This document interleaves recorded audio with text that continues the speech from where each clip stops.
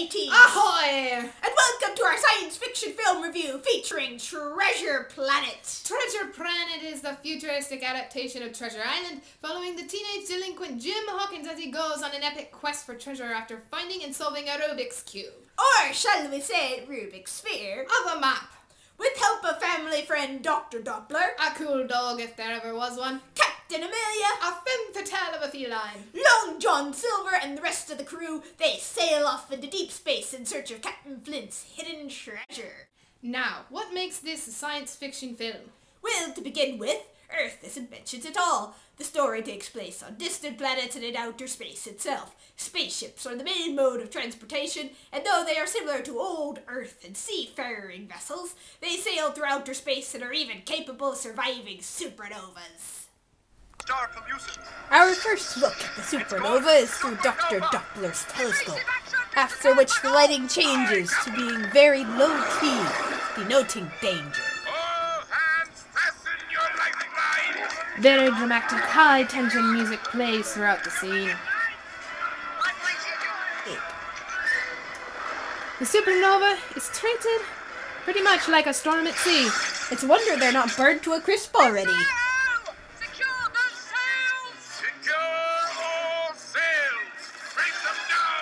More low angles and panning low to high angles, once again to show off the RLS legacy.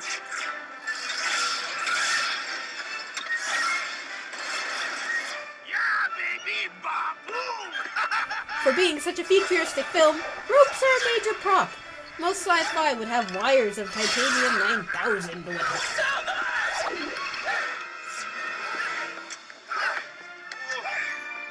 Time shot.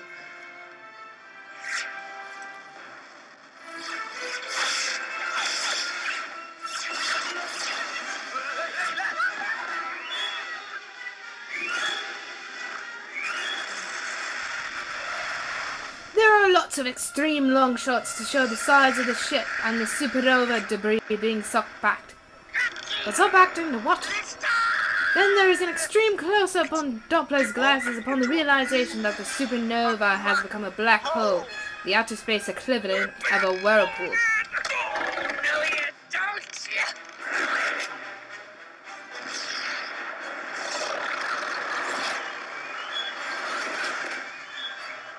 Foreign colors bring tension and danger to the scene.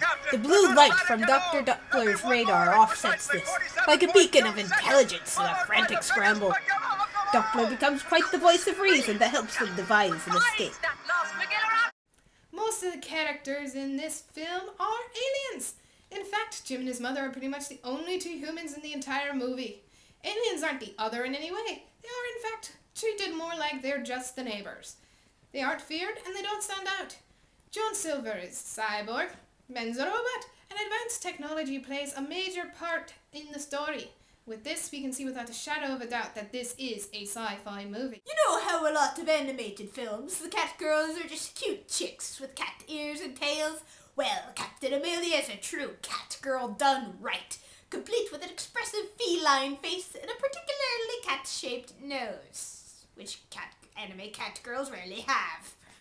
Back to the topic at hand, Aaarrrgh, there's not a single trace of technophobia to be found. They're comfortable with their tech, and Jim is actually quite the genius when it comes to using and building machinery. They face the unknown with wonder, curiosity, excitement, and adventure, much like the pirates they are based on. In terms of looks, however, this definitely isn't your typical sci-fi flick.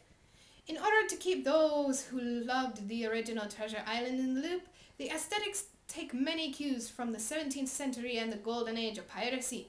The vessels, clothing, architecture, and culture are reminiscent of the steampunk subgenre. The RLS legacy is made of wood and decked out with a space engine and solar sails, a far cry from the stark, sleek meta spacecraft most associated with science fiction. We start here with a lovely overhead shot. Everything's very well lit, showing just how ship-shaped the vessel is.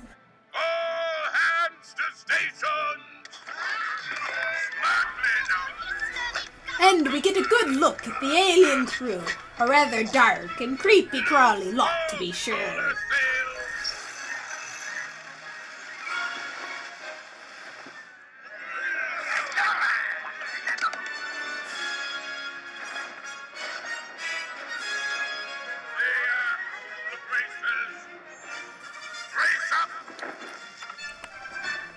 panning shot down the mast to the engine room that shows the technology. Lots of high angles looking down at the ship.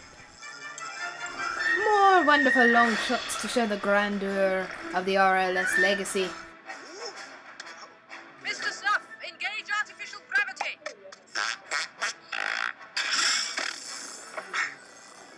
The main characters get a lot of medium and close-up shots as they interact. Southwest, Mr. Turnbuckle, heading to 100. Aye, Captain. 2100. Full speed, Mr. Arrow, if you please. Take her away! Brace yourself, Doctor.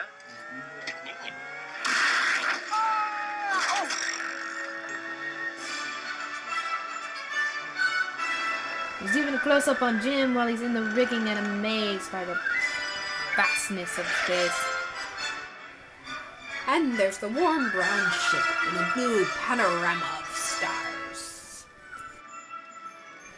Long shots with the mighty space whales for a size comparison with the ship.